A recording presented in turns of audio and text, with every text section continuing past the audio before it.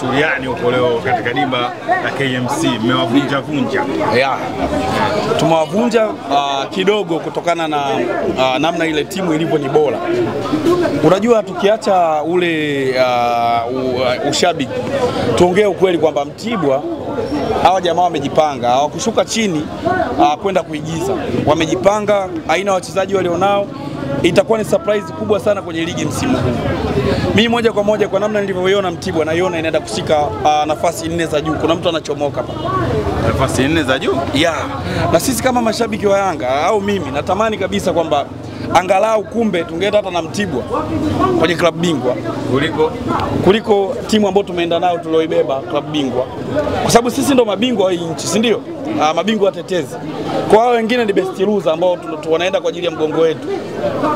Sasa ukiangalia namna mpira unaocheza Mtibwa unatamani kuona kwamba hii timu ya Mtibwa ingecheza klabu bingwa isingeweza kudraw mechi 2 nyumbani. Lazima ingeliheshimisha taifa. Isingekuwa timu ya mwisho kufunga magoli kwenye hatua za kwenye hizi mambo za kufuzu hatua ya makundi. Kwa mpira iliocheza Mtibwa mimi naipongeza na nimetamani hivyo kwamba tungeenda nao klabu bingwa. Kwa una wasiwasi na wengine walioenda klabu bingwa wanaweza kuaibisha taifa? Kuna watu wameaibisha tayari, kwa sababu wewe timu unacheza na timu ndogo hizi za kufuzu kuingia hatua ya makundi. Wewe nyumbani haujashinda hata mchezo mmoja. Unadhani Mtibwa angesubutu hicho kitu? Lengo la kuyasema haya ni kwamba Mtibwa wana timu nzuri, wamejipanga. Natamani msimu ujao tuende nayo kwenye klabu bingwa barani Afrika, sisi kama mabingwa, wao wakiwa nyuma yetu. Kwa mpira wanaocheza kama wakikaza namna hii, watu wa Miwa tunaenda nao. Bwana, mwenendo wa Dube unaonaje? Mwenendo wa Dube ni kwamba Dube anakuja. Dube yuko njiani anakuja. Mashabiki wa Yanga watulie. Dube yuko njiani anakuja. Tunachojipongeza sisi mashabiki wa Yanga, tunajua kuzisoma nyakati. Huyu Dube sisi tunamfahamu. Dube kuna watu walioaibisha msimu uliopita. Dube huyu kama angekuepo huyu Pedro, huyu kocha wetu mpya, nadhani sasa hivi angekuwa hata na goli 6 kwenye hizi mechi tulizocheza za ligi.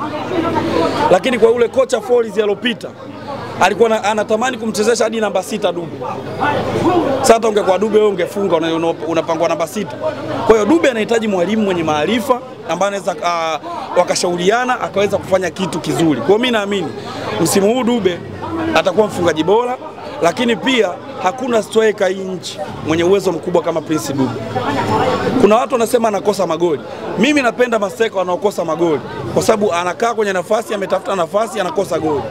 Kuna mastrika nchi hii wasemwi hata kupata nafasi ya kukosa hawawezi.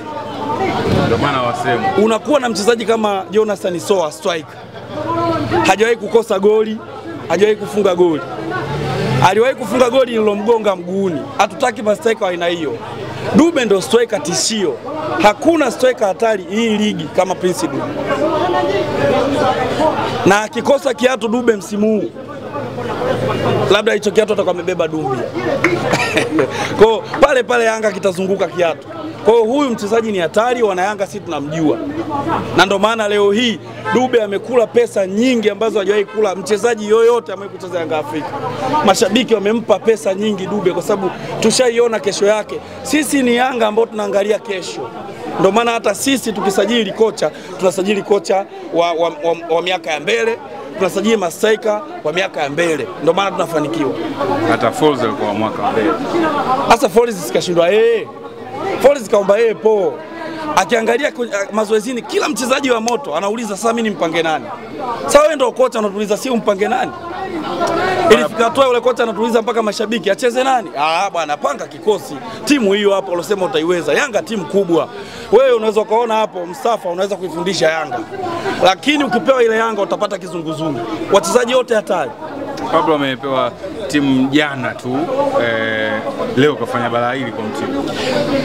Na ndio tunataka makocha wa hivi. Kocha kama huyu atatufikisha, kocha kama huyu atamfikisha Dube. Kwa namna nilivyoona Yanga inacheza leo hii, hii ndio Yanga yetu sasa. Sijawahi kuona Yanga hatari kama hii iliyocheza na Mtibwa.